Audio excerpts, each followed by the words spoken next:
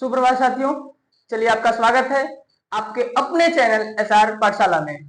तो जैसा कि मैं ऐसा सोच पा रहा हूं कि आप लोग मस्त और स्वस्थ होंगे और अपनी पढ़ाई को जारी रखे होंगे। तो हाँ, उसी कड़ी में आज हम बातें करते हैं कि आज हमारा अगर बातें करें तो मातृ दिवस है। तो आप सभी लोगों को मातृ दिवस की बहुत बहुत ढेर सारी शुभकामनाएं। और जैसे ही आप लोग अपनी माँ का सम्मान करते हैं, वैसे जितनी महिलाएं हैं समाज में सबका सम्मान करें और सबको अच्छा प्यार दें। तो आइए सीखते हैं हम अपने सब्जेक्ट में कुछ आगे। तो जैसा कि प्यारे साथियों आपको बताया गया है, आपको पता भी है कि मैं आप लोगों को पॉलिटी पढ़ा रहा हूं और पॉलिटी के साथ साथ उसमें हमने प्रस्तावनाओं को देखा था। तो प्रस्तावना में कई सारे शब्दों का अध्ययन हमने कर लिया था और कुछ ऐसे सारे शब्द बचे थे जिनको आज बता देना जरूरी समझा था। तो आइए उसी कड़ी में जब हम बातें करते हैं कि प्रस्तावना में कितने शब्दों को हमने पढ़ा, तो पिछली क्लास को हम रिकॉल करते हुए आगे बढ़ते हैं। तो पिछली क्लास में हमने पढ़ा था संप्रभुता, ट्रिपल एसडीआर को पढ़ा था, सोवरेन, सोशलिस्ट, सेकुलर, डेमोक्रेटिक और रिपब्लिक, ये शब्द हमने पढ़े थे। फिर हमने पढ़ा था 3 प्रकार का न्याय पढ़ा था, वो न्याय हमने देखा था। फिर अगर हम आज बातें करें तो आज हम पढ़ेंगे लिबर्टी। किसके बारे में पढ़ेंगे साथियों? लिबर्टी के बारे में पढ़ेंगे। लिबर्टी मतलब होता है स्वतंत्रता। तो अगर हम बातें करें, एक होता है लिबर्टी, एक होता है फ्रीडम। आज आपका ये डाउट क्लियर होगा कि लिबर्टी का मतलब भी स्वतंत्रता ही होता है, लेकिन अगर बातें करें तो फ्रीडम का मतलब भी स्वतंत्रता ही होता है। लेकिन इन दोनों में क्या क्या अंतर है, कब कहां से प्रश्न पूछे जा सकते हैं, वो आज हम आपके सामने प्रस्तुत करेंगे साथियों। तो पहला मेरा सवाल रहा है लिबर्टी का। क्या रहा है? प्रस्तावना में ये शब्द आता है लिबर्टी।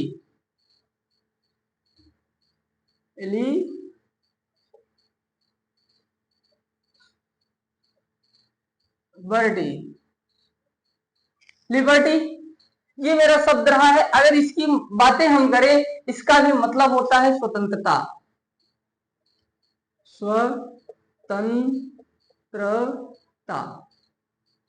ये हमारा लिबर्टी मतलब स्वतंत्रता हो गया।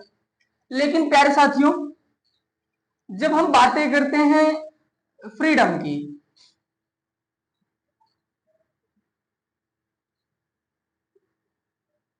फ्रीडम, फ्रीडम का मतलब भी होता है स्वतंत्रता। आज थोड़ी तबीयत खराब है, इसलिए मैं ज्यादा आपके सामने बोल तो नहीं पा रहा हूं, लेकिन जो बोल रहा हूं शायद आपको मेरी बातें समझ में आ रही होंगी। तो लिबर्टी का मतलब भी होता है स्वतंत्रता और फ्रीडम का मतलब भी होता है स्वतंत्रता। जब हम बातें करते हैं लिबर्टी हमको कहां मिलता है, तो ये प्रस्तावना में दिखाई देता है। कहां दिखाई देता है? प्रस्तावना में, प्रस्तावना में दिखाई देता है। जब हम बात करते हैं फ्रीडम हमको कहां ये दिखाई देता है, तो फ्रीडम हमको दिखाई देता है साथ प्यारे साथियों मूल अधिकार में। कहां? मूल अधिकार में।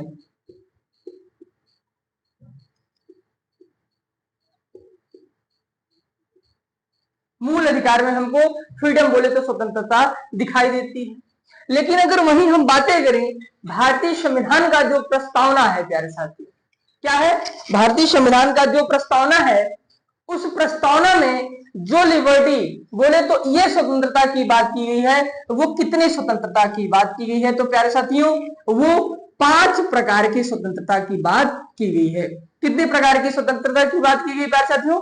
तो 5, केवल और केवल 5 प्रकार की स्वतंत्रता, वो भी लिबर्टी वाली स्वतंत्रता हमारे भारतीय संविधान के प्रस्तावना में वर्णित है प्यारे साथी। लेकिन अगर मैं वही बातें करूं कि जो ये फ्रीडम बोले तो ये वाली स्वतंत्रता है, ये मूल अधिकार में वर्णित तो है, लेकिन मूल अधिकार में ये कितने प्रकार की स्वतंत्रता हमको मिलती है? तो मैं आपको अगर बता पाऊं तो ये 6 प्रकार की स्वतंत्रता भारतीय संविधान का मूल अधिकार हमको प्रदान करता है साथी। भारतीय संविधान का मूल अधिकार 6 प्रकार की स्वतंत्रता प्रदान करता है। लेकिन अगर बातें करें भारतीय संविधान के प्रस्तावना के परिप्रेक्ष्य में, तो वो 5 प्रकार की स्वतंत्रता बोले तो लिबर्टी हमको प्रदान करता है। इन सारी बातों पे हमने तो चर्चा कर लिया कि लिबर्टी क्या होता है, ये सारी बातें क्या होती हैं। अगर मैं आपको बताऊं कि क्या लिबर्टी पे रोक लगाया जा सकता है, इस पे साथियों रोक नहीं लगाया जा सकता है।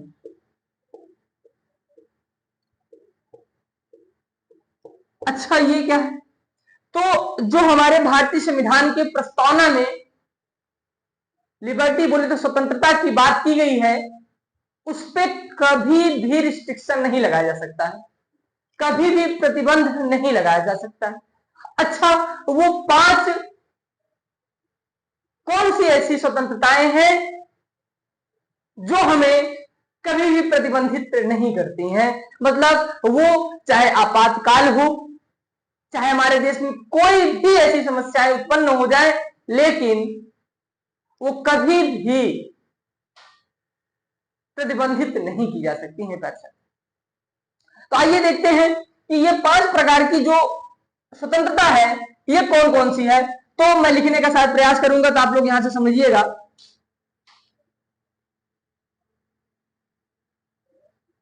पहला, अगर हम बातें करें तो इस पे रोक नहीं लगाया जा सकता है, लेकिन अगर वहीं हम बात करें तो एक हमारा होता है विचार की स्वतंत्रता। विचार की स्वतंत्रता। अच्छा, ये बताओ, जब हमने विचार किया तो कहीं ना कहीं अब हमने सोचा कि किसी के बारे में हमने विचार किया कि राम बहुत अच्छा लड़का है, हमने अपने मन में सोचा, तो दूसरा थॉट मेरा ये आएगा कि मैं उसके सामने अभिव्यक्त कर दूं कि हाँ राम तुम बहुत अच्छे लड़के हो। तो अब दूसरी बात आएगी कि अभिव्यक्ति की स्वतंत्रता। अभिव्यक्ति की स्वतंत्रता।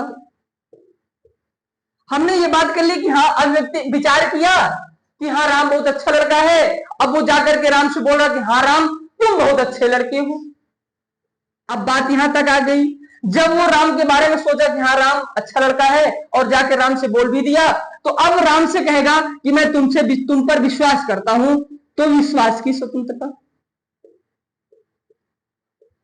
विश्वास की स्वतंत्रता। ये 3 हो गए, विचार किया, अभिव्यक्त किया, विश्वास कर दिया। अगर हम बातें करें तो राम का जो धर्म होगा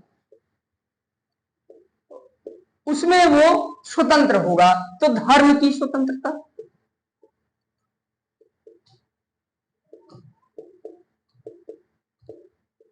अब जब धर्म हमने देख लिया तो उस धर्म का पालन भी तो करेंगे, उसमें उपासना भी तो करेंगे, उसकी प्रार्थना भी तो करेंगे, उसमें पूजा पाठ भी तो करेंगे। तो प्यारे साथियों, जब धर्म की स्वतंत्रता की बात आई तो उसी के साथ साथ एक और आता है जिसको बोलते हैं उपासना की स्वतंत्रता। की स्वतंत्रता, शायद ये तो आपको दिख रहा ही होगा। तो इतनी बातें हमने लिबर्टी बोले तो भारतीय संविधान के प्रस्तावना के परिप्रेक्ष्य में इतनी सारी बातों को हमने देखा कि ये प्रस्तावना में वर्णित है। 5 प्रकार की लिबर्टी की बात भारतीय संविधान का प्रस्तावना करता है, इस पे रोक नहीं लगाया जा सकता है। अच्छा, ये 5 प्रकार की स्वतंत्रताएं थी तो कौन कौन सी थी? तो मैंने आपको बताया कि राम पर पहले विचार करेगा, कोई लड़का है, राम विचार करेगा कि हाँ राम बहुत अच्छा लड़का है, फिर राम के सामने जाके व्यक्त कर देगा, फिर उस पर विश्वास करेगा कि हाँ राम अच्छा लड़का है इसलिए मैं इससे विश्वास करता हूं, फिर उसके धर्म की स्वतंत्रता को मानेगा। अब उसके धर्म की स्वतंत्रता को माना तो अब उसमें पूजा पाठ भी करेगा, इसका मतलब उपासना की भी स्वतंत्रता रखता है। कौन रखता है? भारतीय संविधान का प्रस्तावना अपने अंदर समाहित करके ये 5 प्रकार की स्वतंत्रता को अपने अंदर रखता है। लेकिन जब वही हम बातें करते हैं, अच्छा ये एक शब्द दिया गया है कि रोक नहीं लगाया जा सकता, बहुत इंपॉर्टेंट है। अच्छा, क्यों इस पे रोक लगाया गया? मैं इस पे बोल देता हूं कि हाँ इस पे रोक लगाया जा सकता है। तो साथियों इस पे रोक नहीं लगाया जा सकता है, लेकिन इस पे रोक लगाया जा सकता है। इसका मतलब क्या हुआ? इसका मतलब यही हुआ कि जब तक हम इसके 6 प्रकार के बारे में नहीं जानेंगे तब तक हम समझ ही नहीं पाएंगे कि हाँ रोक क्यों लगाया जा रहा है और रोक क्यों नहीं लगाया जा रहा है। तो सबसे पहले हम बातें करेंगे इसके 6 प्रकार की स्वतंत्रता में। जो पहला मेरा आता है वो आता है घूमने की स्वतंत्रता, मतलब भारत के अंदर भ्रमण करने की स्वतंत्रता, घूमने की स्वतंत्रता।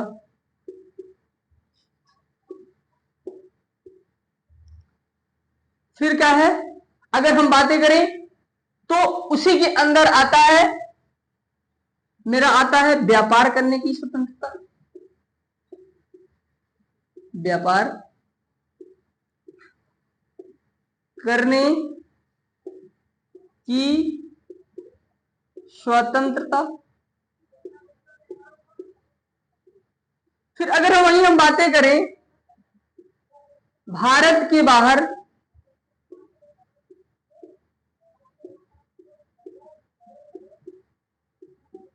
बाहर घूमने की स्वतंत्रता।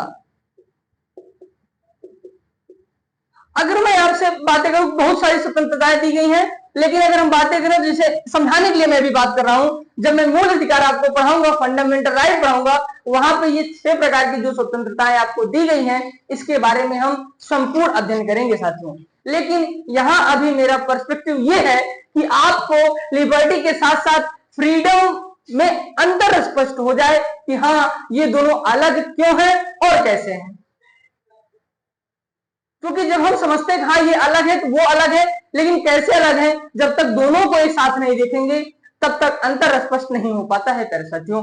तो उसी के परिप्रेक्ष्य में अगर मैं बातें करूं कि हाँ इस पे रोक लगाया जा सकता है, इस पे नहीं, अच्छा हमने इस पे विचार ही किया ना कि हाँ बहुत अच्छा लड़का है, मैं विचार कर लिया कि मैं पाकिस्तान पे बम फोड़ दूंगा, मैं विचार किया ना, मैं किया तो नहीं। लेकिन अगर इस पे बात की जाए घूमने की स्वतंत्रता, आपको अभी आपके अपने सरकारी स्कूल में घूमने की स्वतंत्रता है, लेकिन थोड़ा आप याद करिए कि आपके यहां जब इलेक्शन होता है, चुनाव होता है, उसके 2 दिन पहले वहां पुलिस टीम पहुंच जाती है, पुलिस फोर्स पहुंच जाती है, जवान जब वहां पहुंचते हैं तब आपको वहां पूरे सरकारी स्कूल में जाने से प्रतिबंध लगाया जाता है। क्यों लगाया गया?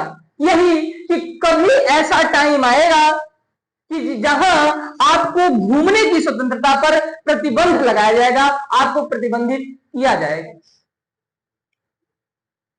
अगर वही हम बातें करें व्यापार करने की स्वतंत्रता, तो व्यापार की स्वतंत्रता ठीक है, करो अच्छी बात है, लेकिन अब आप जाकर के ट्राइबल एरिया में, जनजातीय क्षेत्रों में ऐसा कोई व्यापार करते हैं जिससे उनके संस्कृति का, उनके कल्चर का हनन होता है, तो उस अधिकार पर भी आपकी स्वतंत्रता को प्रतिबंध किया जा सकता है। लेकिन अगर मैं यहां करूं अभिव्यक्त कर दिया कि हाँ राम तुम बहुत अच्छे हो, बस यही किया ना, उससे राम के ऊपर कोई प्रभाव नहीं पड़ा है, मैंने अपनी बात को व्यक्त किया है, तो व्यक्त करने के लिए कोई दोषी नहीं माना जाता है। हाँ जब तक उसमें हम अपना कार्य एक्टिव नहीं कर देते हैं, कहने का सिद्धांत ये रहा है कि जब तक हम कोई कार्य कर नहीं देते हैं तब तक हम गलत होते नहीं हैं। अब जैसे मैं किसी को मारने का प्लान बना रहा हूं, जैसे मैं किसी को मारने का प्लान बना रहा हूं और मैंने अपने मन में सोचा कि हाँ मैं उसको मारूंगा, मैं अपराधी थोड़ी हो गया। जब तक मैं उसको मार नहीं दिया या मारने का प्रयास नहीं कर दिया तब तक मैं अपराधी नहीं हूं। ये भारतीय संविधान का आईपीसी बोलता है। उसी के अगर परिप्रेक्ष्य में हम बातें करें, भारत के बाहर घूमने की स्वतंत्रता, आपातकाल लगा है देश में और राष्ट्रपति महोदय या प्रधानमंत्री महोदय जी ने नोटिस जारी कर दिया कि भारत का कोई भी नागरिक दूसरे देश में नहीं घूमने जाएगा, ये फॉरेन ट्रिप पे नहीं जाएगा। उस टाइम पर भी आपके मूल अधिकार का हनन तो होगा, लेकिन ये लीगल हनन होगा, ना कि इलीगल हनन होगा। मतलब आपकी स्वतंत्रताओं पर रोक लगाया जा सकता है तो इस पे नहीं लगाया जा सकता। आप किसी भी धर्म को अपनाइए, कोई नहीं रोकेगा। आप किसी धर्म की उपासना करिए, कोई नहीं रोकेगा। लेकिन आप किसी धर्म को एक मुद्दा बना करके, एक राजनीति बना करके आप अगर सड़क पर उतरते हैं उस समय आपकी ये स्वतंत्रताएं भी प्रतिबंधित हो सकती हैं, लेकिन तब ये स्वतंत्रताएं इसमें ना आकर के इसमें आएंगी। क्योंकि यहां क्या है, केवल धर्म की स्वतंत्रता है कि आप किसी भी धर्म को स्वीकार कर सकते हो, उसकी उपासना कर सकते हो, उस पर विचार कर सकते हो। ये सारी बातें हमने आपको बताया। अगर आपको ये सारी बातें ठीक लगी हो तो आप इसका स्क्रीनशॉट ले सकते हैं, नहीं तो फिर मैं इसको बिटा करके आगे बढ़ता हूं। तो साथियों, उसी कड़ी में जब हम बात करते हैं कि हमने अभी तक कितने शब्द पढ़े, तो हमने अभी तक बहुत सारे शब्द पढ़े जो मैं एक बार फिर से आपको रिकॉल करवाता हूं। हमने पढ़ा triple SDR, sovereign, socialist, secular, democratic, Republic. फिर हमने पढ़ा 3 प्रकार का न्याय। फिर वहां से हम आगे बढ़ते हुए हमने बहुत सारी चीजों को देखते हुए हमने देखा लिबर्टी, बोले तो स्वतंत्रता। फिर अगर वहीं हम बातें करें तो एक नया शब्द आपके सामने याद आएगा, वो है समानता। क्या है प्यारे साथियों? समानता।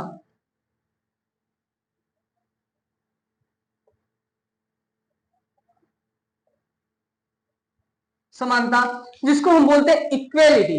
क्या बोलते हैं? इक्वेलिटी। तो यहां मैं थोड़ा ई से इसको डिनोट कर देता हूं। इंग्लिश में बोलते हैं इक्वेलिटी और हिंदी में बोलते हैं समानता।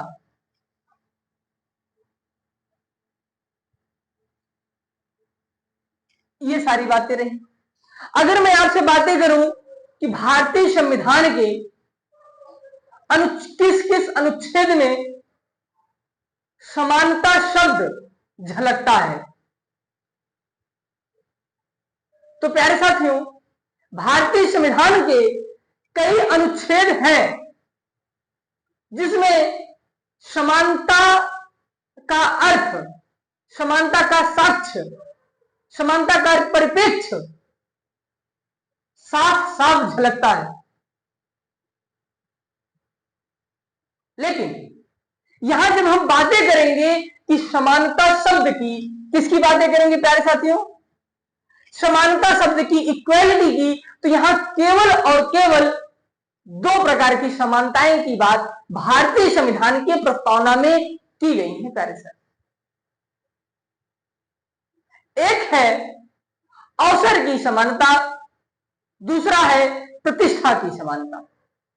तो पहला, अगर मैं भारतीय संविधान के परिप्रेक्ष्य में प्रस्तावना को डिवाइड करने की बात करूं, उसमें जो समानता शब्द है उसको डिवाइड करने की बात करूं, उसको 2 भागों में बांटने की बात करूं, तो पहला भाग याद आता है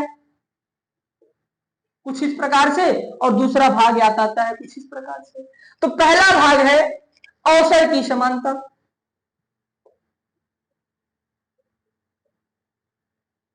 अवसर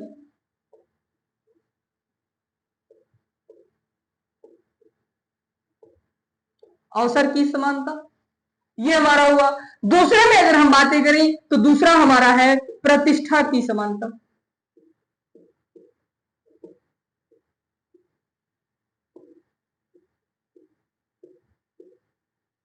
समानता। बहुत ही प्यारा शब्द है अवसर की समानता। क्या है प्यारे साथियों? अवसर की समानता। अगर मैं आपसे बातें करूं अवसर की समानता किस अनुच्छेद में संदर्भित है, तो अगर मैं बातें करूं तो यह है अनुच्छेद नंबर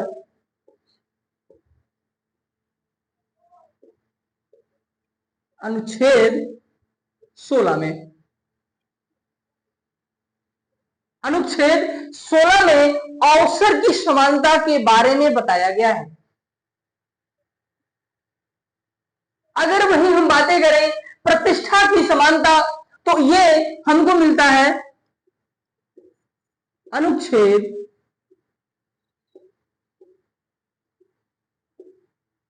17 में। ये सारी बातें हमने देखी। लेकिन अगर हम बातें करें कि अवसर की समानता होता क्या है, प्रतिष्ठा की समानता होता क्या है, बहुत ही प्यारे शब्द है। जब बात आता है कि अवसर की समानता, तो हमको एक शब्द ये दो भाग में डिवाइड होते हैं। लिखा है अवसर की समानता। अवसर का मतलब हमको मौका मिले, समानता का मतलब समान प्रकार से। जहां हमको अवसर मिले, मौका मिले, अपने आप को प्रदर्शित करने का टाइम मिले, एक दूसरे के साथ साथ, मतलब एक दूसरे के साथ साथ जब हमें अपने आप को भी प्रदर्शित करने का मौका मिलता है, उसी को बोलते हैं अवसर की समानता, जो कि भारतीय संविधान का अनुच्छेद नंबर 16 इस बात को साक्ष्य मानता है। ये हमने देखी। लेकिन अगर वहीं हम बातें करें प्रतिष्ठा की समानता, प्रतिष्ठा का मतलब होता है मान मर्यादा।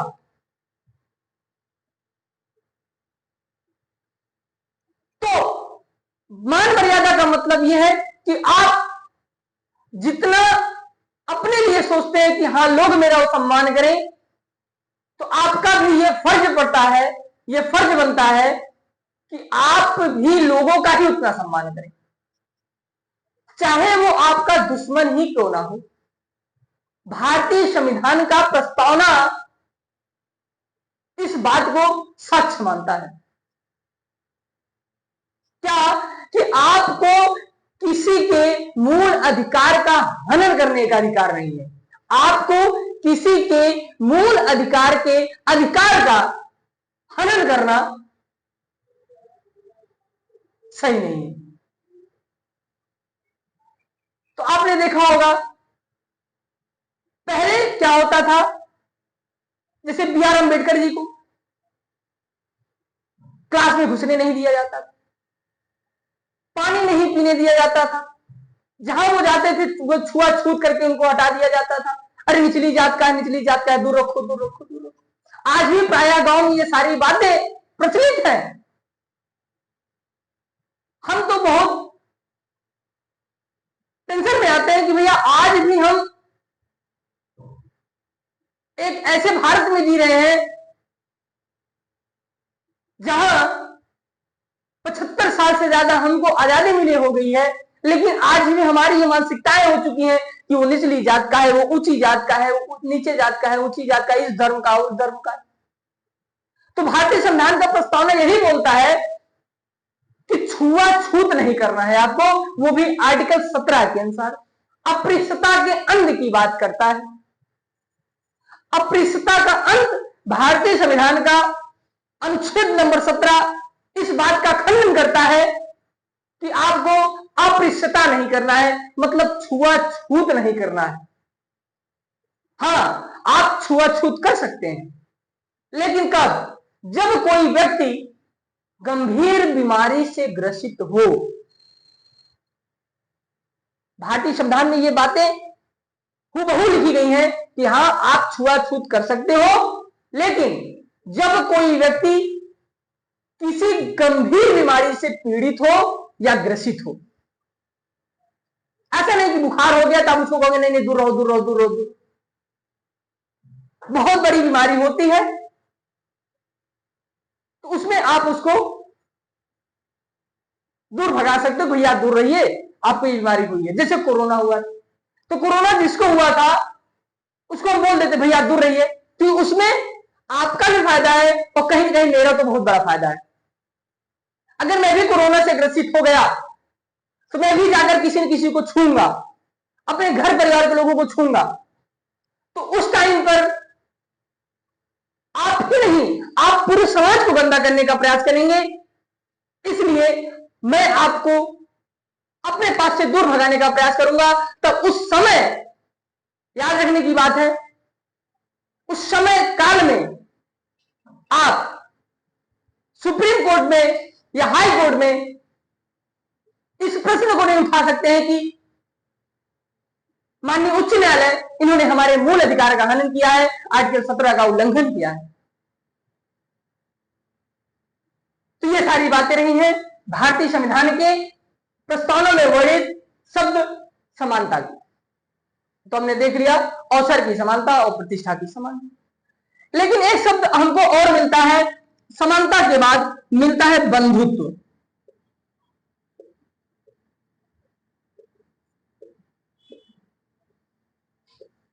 जब बात करते हैं बंधुत्व का, तो बंधुत्व का मतलब क्या होता है प्यारे साथियों? फ्रेटर्निटी। क्या है? फ्रेटर्निटी। F R fraternity. जब हम बात करते हैं बंधुत्व की, तो बंधुत्व का शाब्दिक अर्थ होता है भाईचारा।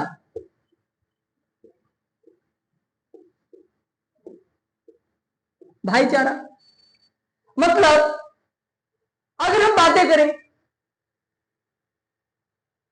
कि बंधुत्व होना चाहिए, तो बंधुत्व होना चाहिए जैसे हम हिंदू, मुस्लिम, सिख, ईसाई जिस प्रकार स्वतंत्रता के समय एक साथ होकर के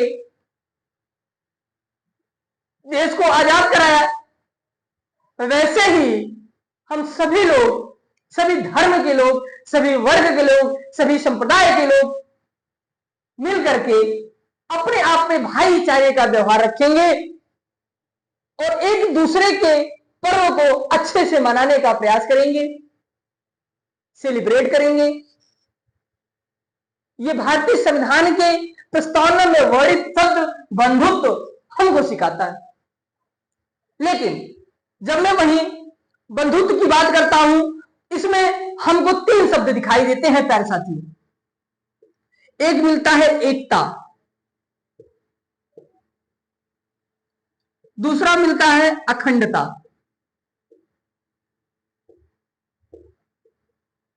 अखंडता, एक मिलता है गरिमा।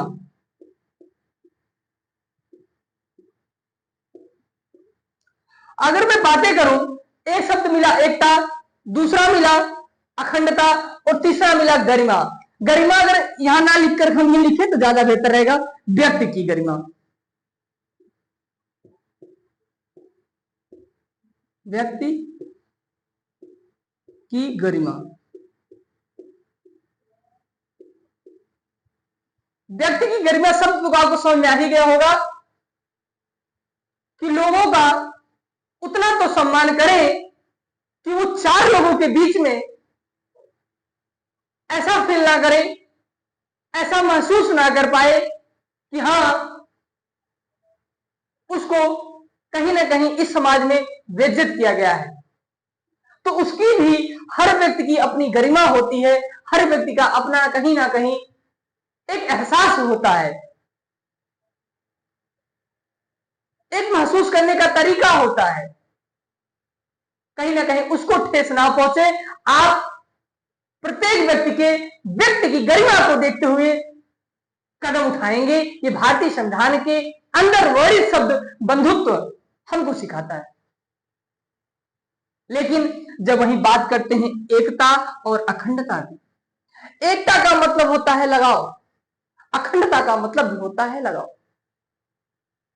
लेकिन साथियों जब हम बात करते हैं भारतीय संविधान के अनुसार, क्योंकि मैंने आपको बताया है कि भारतीय संविधान का अगर अध्ययन करना है तो शब्दों की बहुत बड़ी पकड़ होनी चाहिए प्यारे साथी। जो शब्द अच्छे से सीख पाया वो भारतीय संविधान का एक एक पेज अच्छे से पढ़ करके बहुत कुछ सीख सकता है और बहुत कुछ दूसरे को बता भी सकता है। तो अगर मैं वही बात करता हूं कि एकता शब्द अगर याद आया तो एकता का मतलब क्या होता है? जहां लोगों के मध्य, एकता का मतलब जहां लोगों के मध्य सांस्कृतिक लगाव हो। क्या हो? सांस्कृतिक लगाव हो। मतलब उसको अपने कल्चर को भी पता हो, उसको अपने पर्व को भी पता हो, उसको एक दूसरे के सम्मान करने के बारे में पता हो, अपनी संस्कृति, अपना कल्चर, अपना व्यवहार, अपना बिहेवियर, अपना पर्व त्योहार, इन सबके बारे में अगर वो इंटरेस्ट लेकर के अगर एक दूसरे में एकता की भावना पैदा करता है तो वहां पे बोला जाएगा कि जहां लोगों में सांस्कृतिक लगाव हो। यहां शब्द है सांस्कृतिक। तो जहां एक दूसरे लोगों में सांस्कृतिक लगाव आता है वहां पे हम एकता शब्द उपयोग में लाते हैं। लेकिन जहां हम बात करें अखंडता शब्द की, आपने शायद अखंडता शब्द सुनकर ये समझ गया होगा कि जब अखंडता की बात करती है या भारतीय संविधान करती है या हम कभी करते हैं तो केवल और केवल भौगोलिक की ही बात करते हैं, जमीन की बात करते हैं, एरिया की बात करते हैं, अपनत्व की बात करते हैं।